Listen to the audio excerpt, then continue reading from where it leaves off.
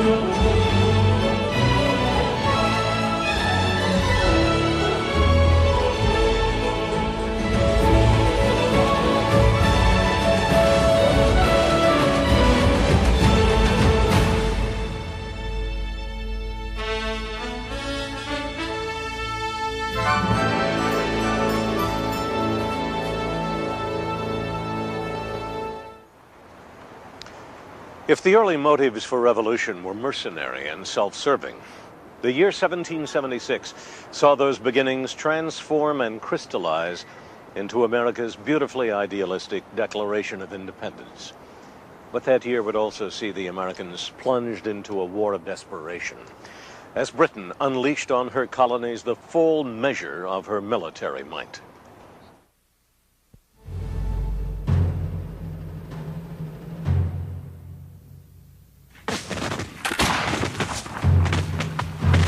At the same time, American rebels were fighting British regulars at the Battle of Bunker Hill. The Continental Congress was in session here at Philadelphia's Independence Hall, formerly Pennsylvania State House. John Adams believed he had the key to enticing an equivocal Congress into supporting the army that had formed around Boston. And the key was a man. I concluded with emotion that Congress would adopt the army at Cambridge and appoint a general. I had no hesitation to declare that I had but one gentleman in mind for that important command, and that was a gentleman from Virginia, John Adams. The gentleman was George Washington, who had attended the convention wearing his scarlet and blue Virginia militia uniform, as if advertising his availability for military service. With one brilliant stroke, John Adams brought the Plantation Society Southern colonies to the active support of the industry-oriented Northern colonies, and at the same time, provided the embryonic Continental Army with a strong, charismatic leader. He was the revolution. He was the army. He is the only American who's ever lived who, if he had chosen to, could have become king. There was a movement toward the end of the revolution to make him the king of the new country. Though I am truly sensible of the high honor done me in this appointment, yet I feel great distress from a consciousness that my abilities and military experience may not be equal to the extensive and important trust. However, as the Congress desire, I will enter upon the momentous duty and exert every power I possess in their service and for the support of the glorious cause. George Washington to the Continental Congress. He was a man who had presence. He just walked into a room and everyone stopped and looked at him. He was very tall for that day, about 6'3", but in that time that made him a giant. George Washington was one of the richest men in America. He owned thousands and thousands of acres in Virginia, which he had in part acquired when he married Martha Custis, who was the richest widow in Virginia at the time of their marriage. And he had inherited a very substantial estate from his brother Lawrence at Mount Vernon. And also he owned thousands of acres in the West, which he had acquired as bounties for his service in the French and Indian War. And it only proves, I think, that the American Revolution was unique in this respect. It wasn't in any sense an attempt to overturn the existing class structure.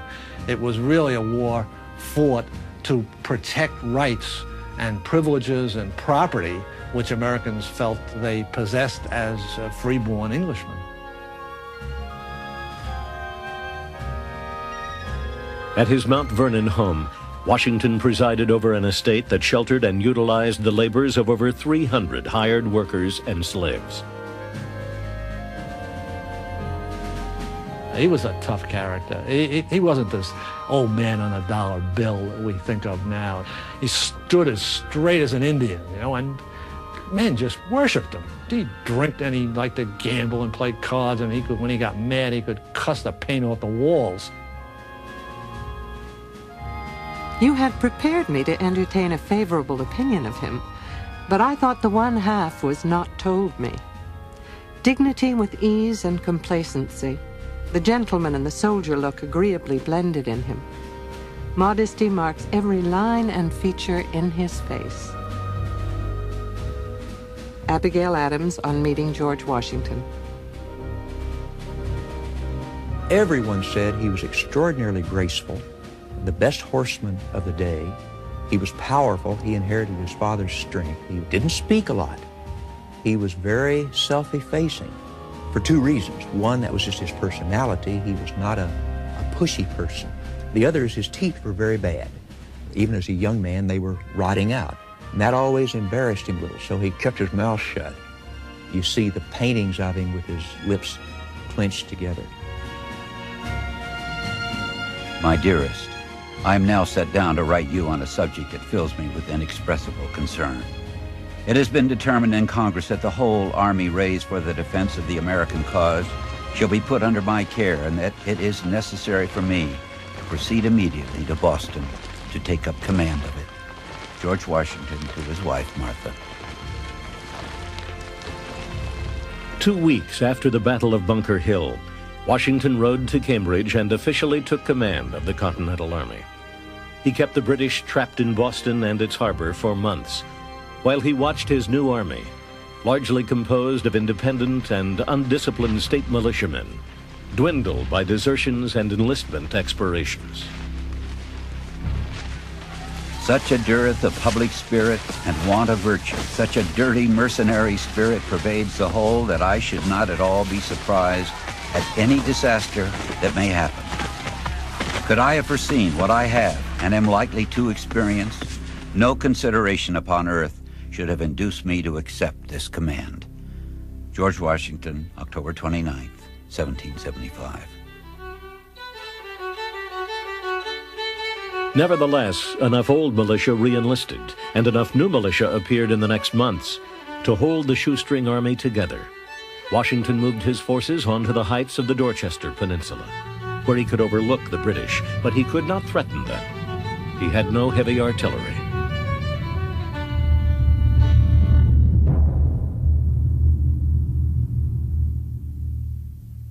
You can't begin to imagine the first 3 years of the war, 1775, 76, 77, without thinking of the two great heroes, the two men who between them kept that war alive, George Washington and Benedict Arnold.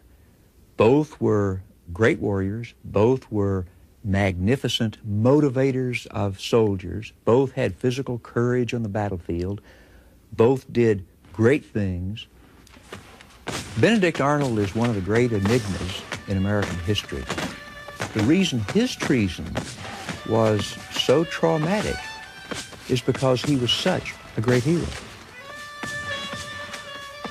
In May of 1775, Benedict Arnold, a successful Connecticut merchant whose name is now synonymous with traitor, had a plan that would supply the Patriots with the cannon and munitions they desperately needed. Far up the Hudson River, on the southern end of Lake Champlain, lay a dilapidated, undermanned British fort from the French and Indian War, known as Ticonderoga. Arnold persuaded the Massachusetts Committee of Safety to allow him to take up to 400 men to Ticonderoga, with the intent of capturing it and its scores of heavy cannon. On the way to do this, he discovered that Ethan Allen was going there on his own, so he went ahead, just himself and one person, and joined Ethan Allen. Ethan Allen was a frontier giant and vigilante who commanded the hills of Vermont with his Green Mountain Boys. Hartford, Connecticut citizens commissioned him and his cohorts as the perfect guerrilla force to take the fort. Arnold and Allen didn't get along at all. They fought. They didn't like each other personally. They disagreed over who was in charge, and it was confusing. To take Ticonderoga, as it turned out, was a piece of cake. The British defending it hadn't heard about the fighting in Lexington and Concord, so except for one guard, they were all asleep. By the time the alarm was spread, the Americans were inside the fort. They had, at bayonet point, all the British, and they surrendered it. No loss at all. The fort was now in American hands, but the transport of the cannon to Boston would require the vision and perseverance of a 280-pound Boston bookseller, Henry Knox. Although he had gained his knowledge of weapons entirely from books, Washington was enough impressed with his mind to make him commander of artillery. I have made 42 exceeding strong sleds and have provided 80 yokes of oxen to draw them. I hope in 16 or 17 days' time to present your excellency a noble train of artillery. Henry Knox to Washington. In a legendary feat, the fat bookseller dragged more than 50 cannon through wintry New England mountains to their destination in Boston. Now Washington had his big guns. Once Washington got his hands on these cannon from Fort Ticonderoga, he was ready to act. And in the dark of the night, he emplaced a substantial number of them on the Dorchester Peninsula. And the British awoke one morning, and they stared up, and here were these guns ready to fire right down their throats. The rebels have done more in one night than my whole army could do in months. General William Howe, upon viewing Dorchester Heights. In mid-March 1776, less than 2 weeks after the guns of Ticonderoga appeared atop Dorchester Heights, the British set sail for Halifax, Nova Scotia, taking 1,000 Boston loyalists with them. And the Americans then celebrated this as a stupendous victory, which it wasn't. It was a completely illusory victory. They didn't kill a single British soldier. They did get Boston back, but the whole British army had gotten away to fight another day, and they did indeed come back and fight another day as a great, great big British army.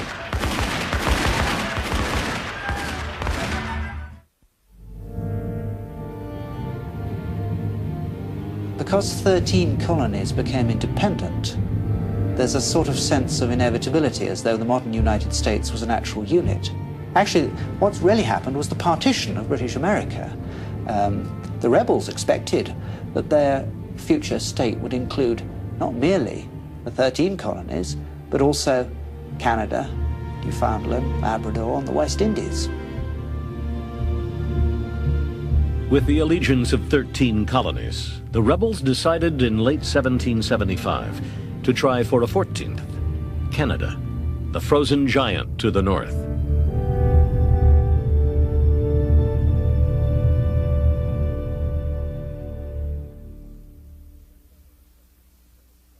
In September of 1775, General George Washington commissioned one of the heroes of Ticonderoga, Benedict Arnold, to travel to Canada through Maine with 1,100 troops and take the fortress city of Quebec. You are entrusted with the command of the utmost consequence to the liberties of America. Upon your conduct and courage, and that of the officers and soldiers detached on this expedition, not only the success of the present enterprise and your own honor, but the safety and welfare of the whole continent may depend. George Washington. Arnold would be part of a two-pronged attack. General Philip Schuyler and General Richard Montgomery would lead a force of 1,200 men from Fort Ticonderoga to Montreal, then push down the St. Lawrence to meet Arnold at Quebec. Though Montgomery's approach would prove to be difficult and dangerous, Arnold's march through the Maine wilderness would be epic.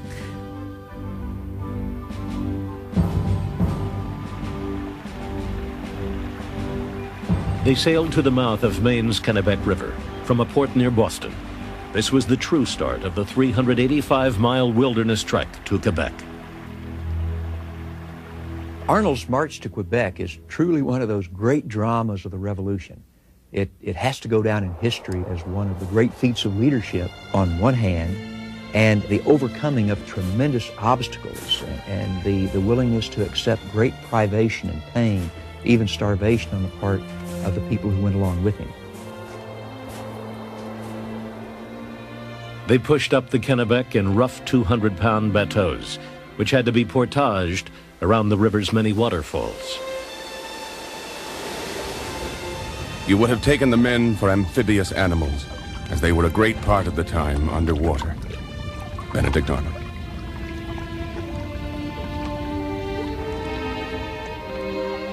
Breaking trail for Arnold was Daniel Morgan, portrayed here as an old man. At the time of the trek, he was in fact a 39-year-old, tough, wily frontier giant who had lost all the teeth on one side of his mouth when an Indian bullet passed through his neck 17 years earlier. Morgan commanded 3 companies of riflemen for Arnold's expedition.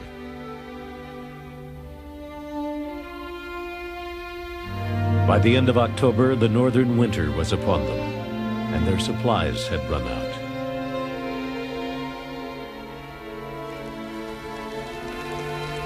The voracious disposition many of us had now arrived at rendered almost anything admissible. In the company was a poor dog who became a prey for the sustenance of the assassinators. This poor animal was instantly devoured without leaving any vestige of the sacrifice. Nor did the shaving soap, lip salve, leather of their shoes, cartridge boxes, etc., share any better fate.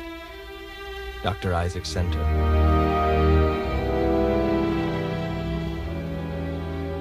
Half of them or more didn't make it.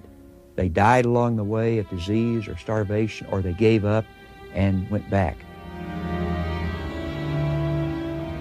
The others struggled on, past the headwaters of the Kennebec, toward Canada's Chaudière River.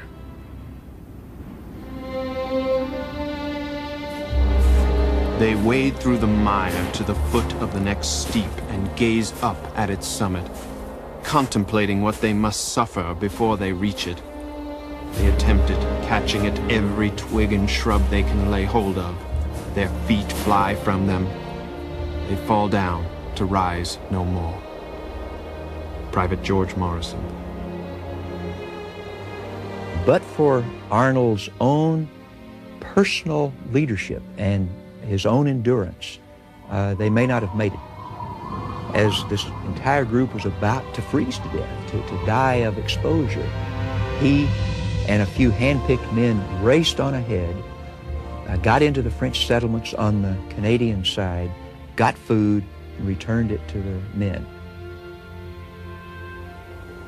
I have been deceived by every account of our route, which is longer and has been attended by 1,000 difficulties I never apprehended. But if crowned with success, I shall think it but trifling. Benedict Arnold.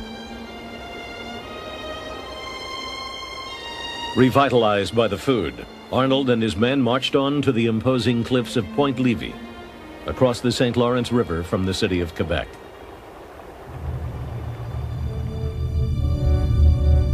Canada really was a river, the St. Lawrence, and 2 cities, Montreal and Quebec. The second prong of the American attack on Canada had captured the smaller, less important city of Montreal. Ironically, this feat may have prevented Arnold from taking Quebec, the key to Canada.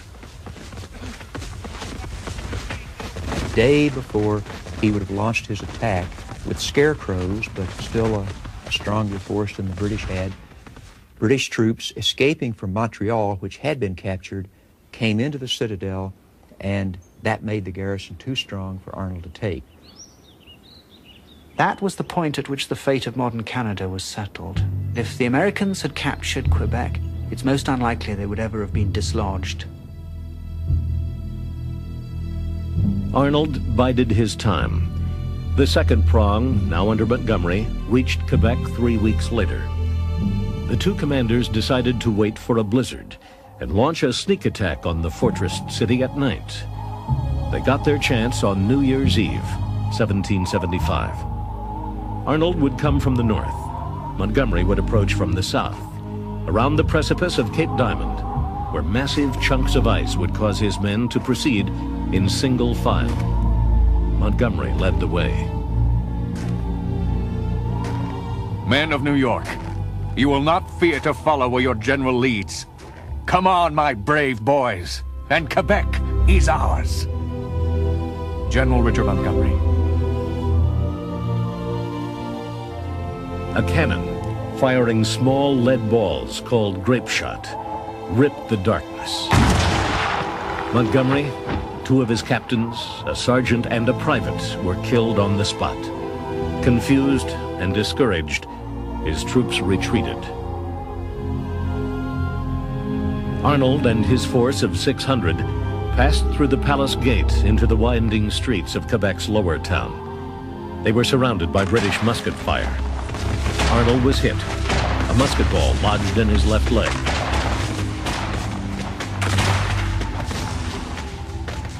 The loss of blood rendered me very weak. As soon as the main body came up, I returned to the hospital, near a mile on foot, being obliged to draw one leg after me, and a great part of the way under the constant fire of the enemy. Benedict Arnold.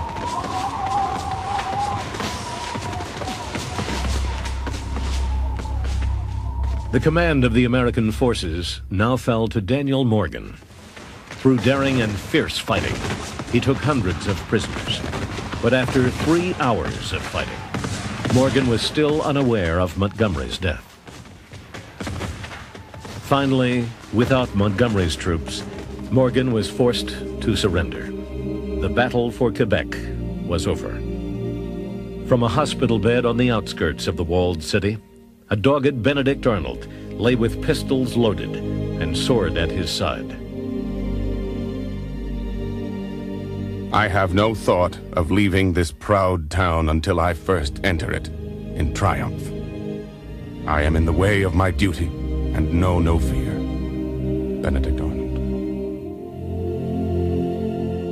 We came that close, the Americans came that close to making Canada the 14th colony. And if they had, it would have been Arnold's doing.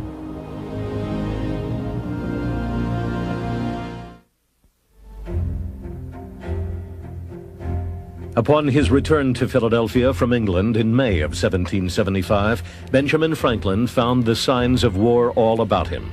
He devoted himself to the work of the Patriot cause. Benjamin Franklin was a very unlikely revolutionary. He was 70 years of age in 1776, an unusual age for a revolutionary. One doesn't usually think of men that old risking everything. He already had an international reputation, which none of the other revolutionaries had, and everything to lose, and what could he have gained? But he throws himself into it with the passion. His anger at the British government for humiliating him in 1774 led him to his patriot enthusiasm. At the same time, the rift between the old revolutionary and his loyalist son, William, continued to deepen. Franklin and his son, the governor, spent a whole night discussing the prospects of the revolution and emptying many bottles of Madeira in the process. It was Franklin's favorite drink. Franklin could not change his son's loyalty to England. The crown had given him respectability, and the son said that he would not espouse the revolution, that he was a servant of England, and thus he would remain. After this, the two men did not talk anymore until after the revolution. As governor of New Jersey, William Franklin became a loyalist leader. His revolutionary father became a member of a select 5-man committee responsible for drafting one of the most significant documents ever written.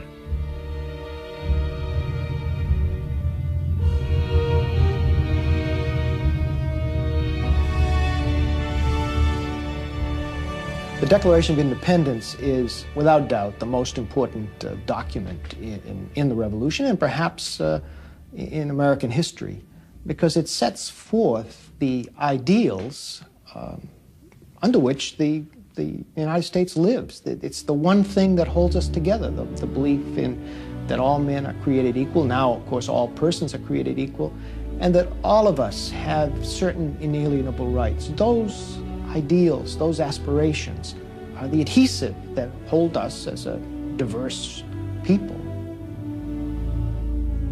Many of the rebel leaders were reluctant to declare independence. In July of 1775, the American Congress even sent a conciliatory proposal directly to George III. John Adams dubbed it the Olive Branch Petition, but the English king refused to receive it and instead sent to America a belligerent proclamation.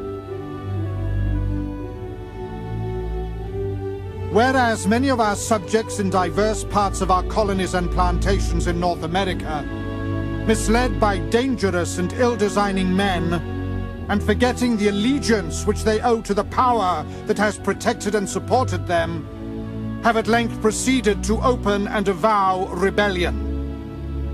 We do accordingly strictly charge and command our officers, and all others our obedient and loyal subjects, to use their utmost endeavors to withstand and suppress such rebellion. George III, August 23rd, 1775.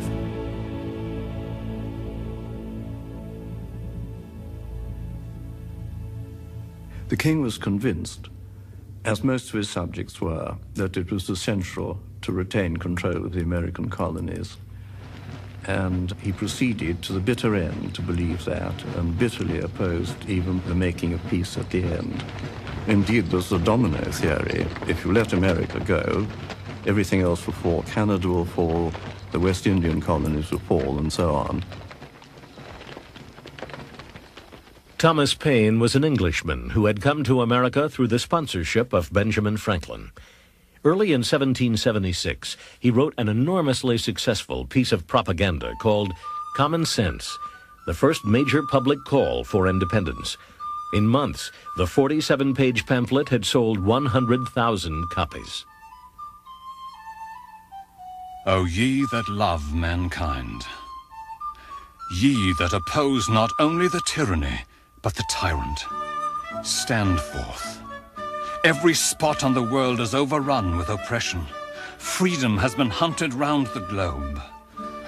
Oh, receive the fugitive and prepare in time an asylum for mankind. Thomas Paine, 1776. Forward-thinking Abigail Adams saw in the climate of change a rare opportunity for her own sex.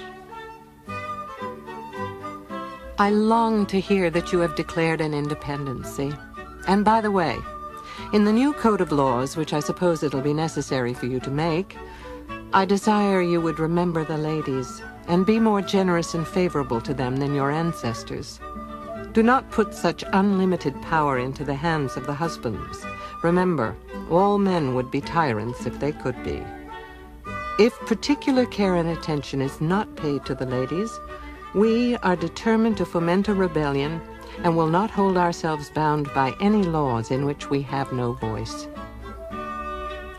Abigail Adams, letter to John Adams, March 31st, 1776. Finally, the Congress created a committee to put America's demands for independence into writing. A 33-year-old Virginian, Thomas Jefferson, accepted the task of authorship. In Williamsburg, weeks before his new assignment, Jefferson had written the preamble to Virginia's Constitution. He would use it to guide him in his current task.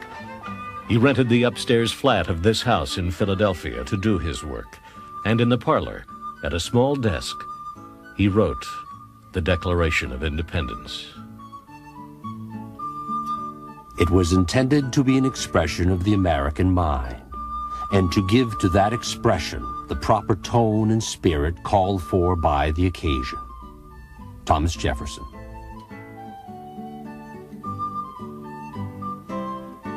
Jefferson believed Franklin should have written the Declaration, but the world-wise old diplomat shied away from such things. I have made it a rule, whenever in my power, to avoid becoming the draftsman of papers to be reviewed by a public body. Benjamin Franklin. Instead, Franklin tinkered with Jefferson's text. "We hold these truths to be sacred and undeniable," became, "We hold these truths to be self-evident." The greatest tinkering, though, came from the Congress itself, in session at the Philadelphia State House. Jefferson's original draft contained a passionate condemnation of the slave trade. Jefferson was a slaveholder who hated slavery. He wanted to abolish it. He moved at various times in the state legislature of Virginia, in the Continental Congress, to try to make inroads against this institution. But of course, he himself was always a slaveholder and was never able to free more than a half dozen or so of his own slaves, which numbered at one point around 200. So that inconsistency gnawed at him throughout his whole life. Jefferson's declaration was approved on July 4th, 1776, only after the condemnation of the slave trade was deleted. How is it that we hear the loudest yelps for liberty among the drivers of Negroes? Samuel Johnson, English writer. For Benjamin Franklin, the day of independence was bitter with personal loss. On July 4, 1776, troops came in and led William Franklin away from his governor's mansion and took him to jail to Litchfield, Connecticut, where he stayed for about 2 years. Franklin did absolutely nothing to help his son. He did not interfere. He did not say a word. He let it happen. Although he believed the Declaration would be adopted 2 days earlier, John Adams was uncannily prophetic about its reception. The second day of July, 1776, will be the most memorable epocha in the history of America.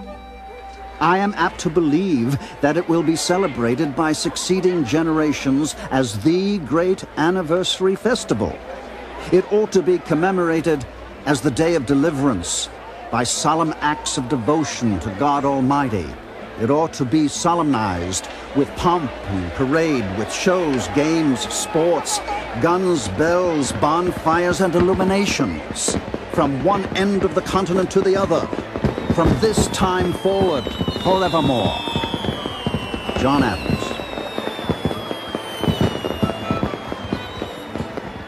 Even if the Congress didn't seem to remember the ladies, Abigail Adams was swept up in the euphoria of a new beginning.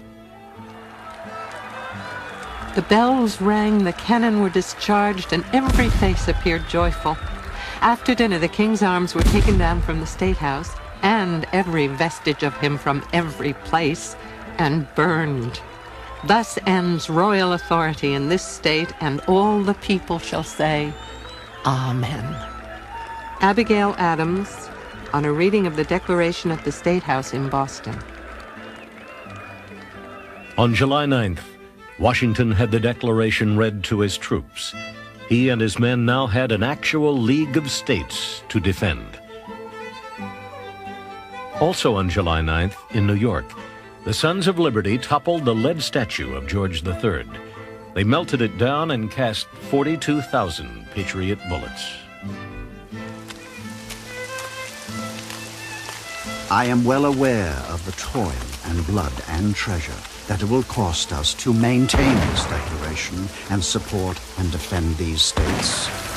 Yet through all the gloom, I can see the rays of ravishing light and glory. I can see that the end is more than worth all the means, and that posterity will triumph in that day's transaction. John Adams.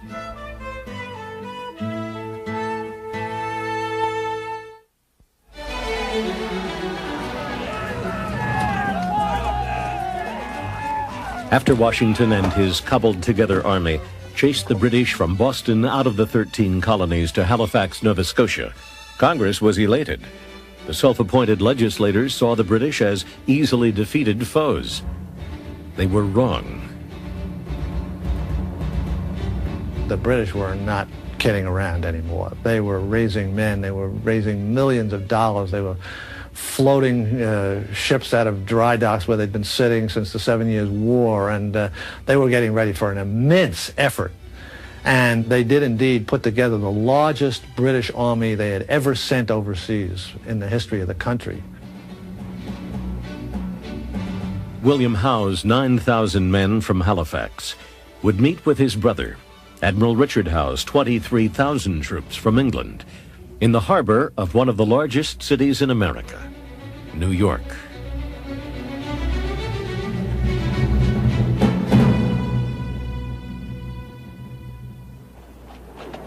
New York of 1776 was a city of 25,000 people. The city itself was a very busy seaport and a very prosperous city.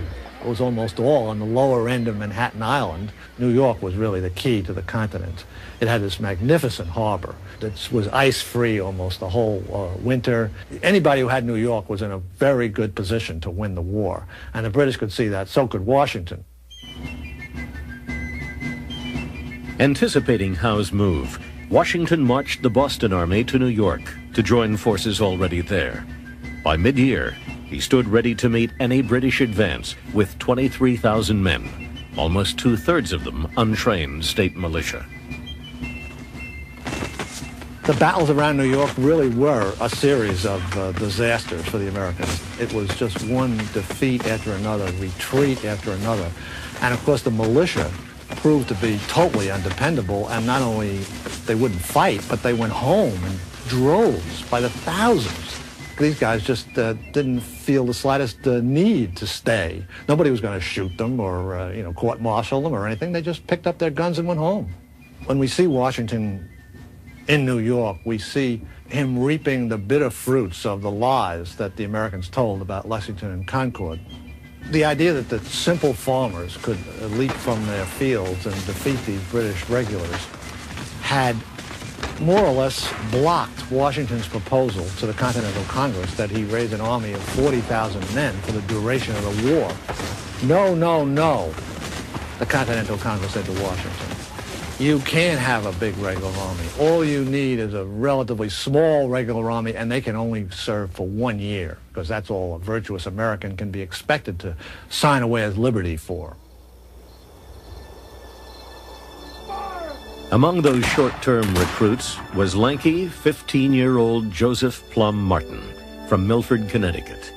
But his 6-month enlistment would turn into 6 years, and he would see action in many of the major battles of the war. I have here an 1830 first printing of Joseph Plum Martin's book, which he called A Narrative of Some of the Adventures, Dangers, and Sufferings of a Revolutionary Soldier, written by himself. Martin, when he wrote the book, was a 70-year-old veteran of the whole of the Revolution. He is incredibly accurate. He's given us the only complete autobiography of a Continental soldier. Martin first snuffed a little gunpowder, as he phrased it, at the Battle of Long Island, when the British finally attacked and routed the Americans at Brooklyn Heights.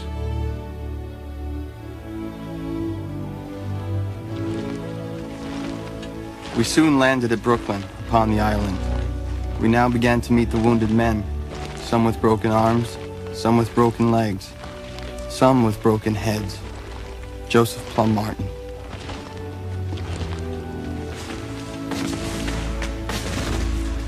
With Joseph Plum Martin's first battle also came his first taste of defeat.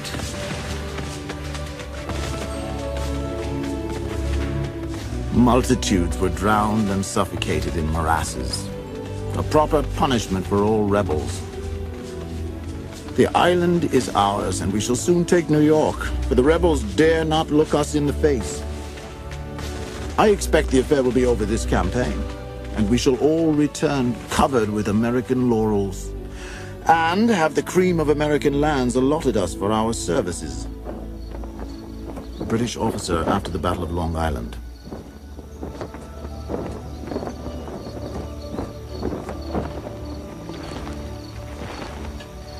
Unwisely, Washington had divided his army between Long Island and the island of Manhattan. With the British fleet in control of the harbor, nearly 10,000 of his troops now found themselves trapped on Long Island. The revolution survived when they made their escape thanks to the seafaring skill of John Glover and his Marbleheaders. Washington got them all down in boats run by a group of his soldiers who were from Marblehead, Massachusetts, who understood water and sea and shipping, and under cover of darkness got his entire army from Brooklyn back across to Manhattan. When the British woke up the next morning, they looked out and the American lines were empty.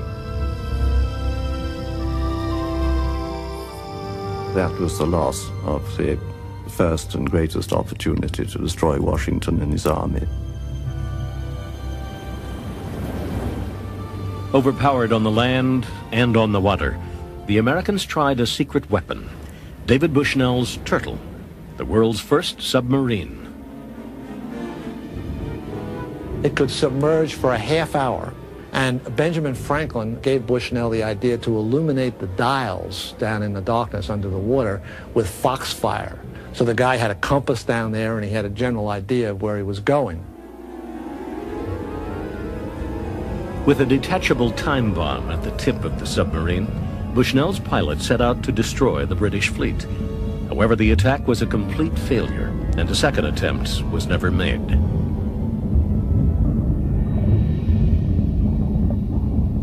For 2 weeks, Howe refused to move on the Americans on Manhattan Island. Instead, he conducted peace talks at this home on Staten Island with Continental Congress Representatives Benjamin Franklin and John Adams. During the peace conference, Franklin and John Adams shared a room. And it turned out that Franklin, who was a great fan of fresh air, wanted the window open, and Adams wanted the window closed. And they debated this for a long time. And Adams said that while Franklin was explaining to him the virtues of fresh air, he fell asleep. On Staten Island, Adams and Franklin were no better making peace with the British than they were making peace with each other. The talks broke down, and Howe moved again against Washington's army. This time, his troops came ashore at Kips Bay on Manhattan. The Connecticut militia saw this armada of ships coming towards them, and as they got out of the boats with their bayonets ready, they just took off. They ran right by Washington and 42nd Street, and he couldn't believe his eyes. And he threw his hat on the ground, and he said, "Are these the men I'm supposed to defend America with?" Routed at Kips Bay, Washington's army made their next stand in the naturally defensive terrain of Harlem Heights on northern Manhattan Island. When the British sighted the Americans, they sounded the call used by successful fox hunters. This humiliation may have prompted the Americans into their most successful engagement in New York, a draw. Such is my situation, that if I were to wish the bitterest curse to an enemy on this side of the grave, I should put him in my stead with my feelings. George Washington.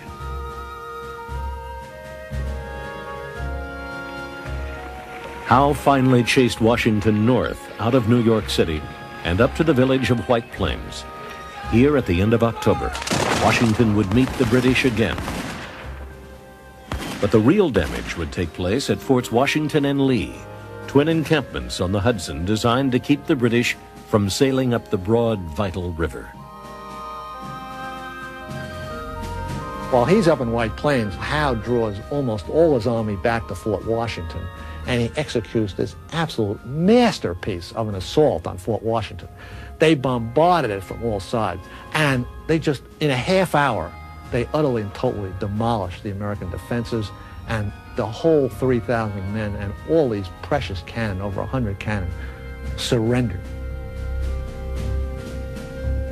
4 days later, General Charles Cornwallis, with 4,000 men in flatboats, attacked Fort Lee, high up on the Hudson Palisades. The Americans escaped this time, but the fort and all of its stores fell into British hands.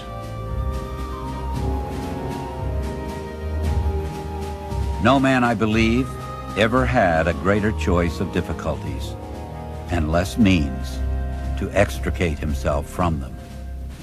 George Washington. By the end of 1776, New York, its harbor, and the vital Hudson River belonged to the British. With Washington's army shriveled to a few thousand men, American hopes were never fainter.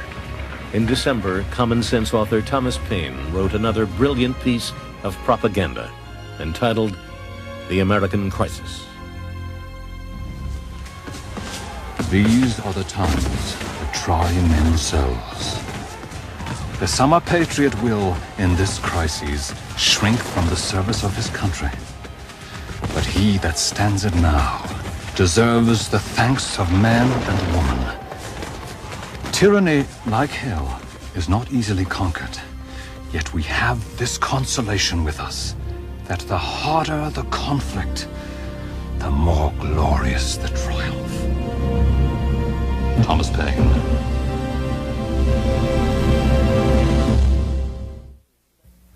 War in the 18th century has an almost leisurely feel by today's standards.